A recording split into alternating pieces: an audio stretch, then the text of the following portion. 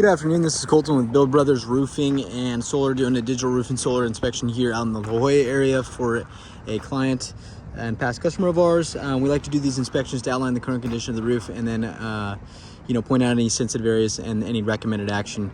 This is a typical older style roofing called tar and gravel. Basically, hot mop tar has basically been applied over the top of the plywood, and then you have gravel over the top to protect it. It's a very common low sloped roofing option that is used where water doesn't shed real quickly off of the roof, and so you get a lot of water that stays on it.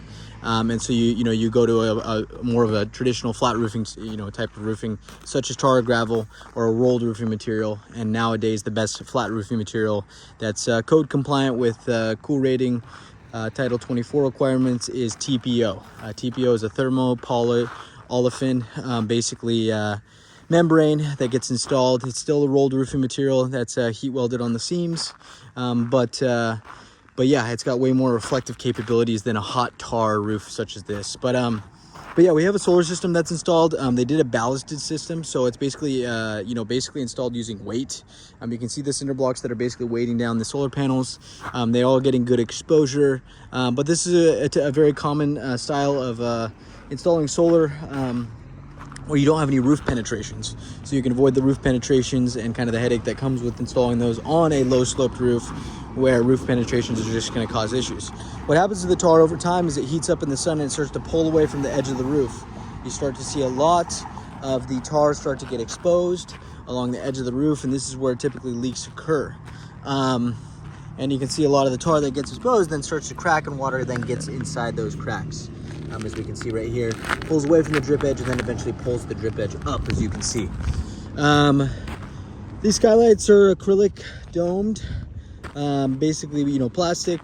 There's no cracking on them on these two big ones. We're starting to see some cracks occur right here on these other big ones as well. Pretty big crack right there, so that's definitely going to lead to a leak. So we're going to recommend replacing the skylights on this roof. We're going to recommend a low, like a Velux flat glass skylight with low E3, kind of tinted in a sense. Still to allow some light in, but most of these skylights have cracks on them. I'll point out this skylight over here. We can see a little patio roof that has a bunch of repairs done to it over time. But there are cracks on this skylight as well. We want to document and just point out, we recommend replacing. Look at this big crack right here as well. So definitely need to get those replaced. We can do those during the roofing project for the homeowner. Really sensitive area right here near the ridge line where a lot of the gravel has come off. You can just see how cracked this tar is, and the fiberglass is showing through. This is going to be a leak area. Water can get right behind this right here.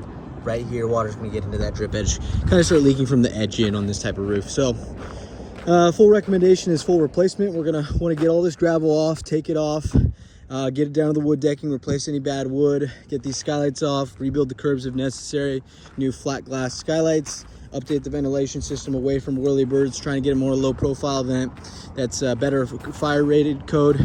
And we're going to replace with the TPO, thermopolyolefin TPO flat roofing system.